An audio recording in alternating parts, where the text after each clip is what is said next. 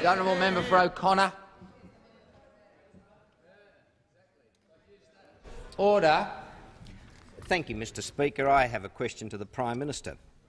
Mr Speaker, the Prime Minister will be aware of federal legislation relating to public funding of political parties and the need for the utmost propriety in the expenditure of such taxpayer-provided funds. This week, Prime Minister, you advised your caucus of your concerns relating to the corrupt practices in the WA branch of the Labor Party. As a member of federal executive,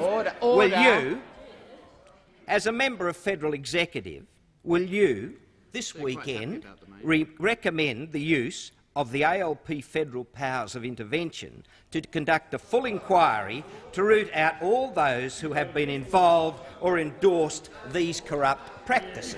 The Honourable Prime Minister. Mr Speaker, I made no such reference to in the Labor caucus, none whatsoever. The member for O'Connor will resume I'm his denying seat. it now. And, Your seat. And Mr Speaker, the reference I made was to the standing of the Labor Party in the state of Western Australia as a whole. That is the federal and state Labor Party.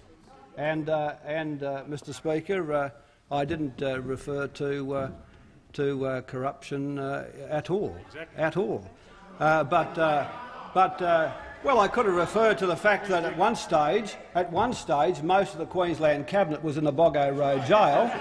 I could have referred to the fact that Tom Burns wanted to be the leader of the chain gang, and he wanted to see them sort of chained up along the street. You know, Don Lane, Shady Lane, jailed. Brian Austin, jailed. Leisha Harvey, jailed.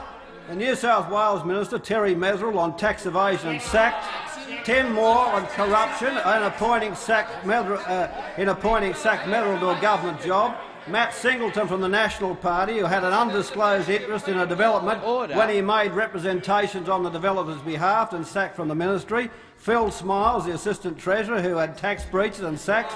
Wal Murray, who had created a climate of corruption according to the ICAC in New South Wales in North Coast land developments. Ian Causley from the National Party, who created a climate of corruption on the North Coast land development. Tony Packard, who had illegal use of listening devices and had to resign. I mean, you know all about it over there, don't you? You are the specialist. You wrote the real book. And only for one very friendly juror we would have had Joe behind bars for his role in running the most corrupt state in the history of the Commonwealth. So, Mr Speaker, before the Liberals Party starts up talking about corruption in state governments, they ought to look at the National Party in Queensland, New South Wales and all those people in the great tradition of the coalition parties who have either had to resign their position or spent some time at Her Majesty's pleasure. The Honourable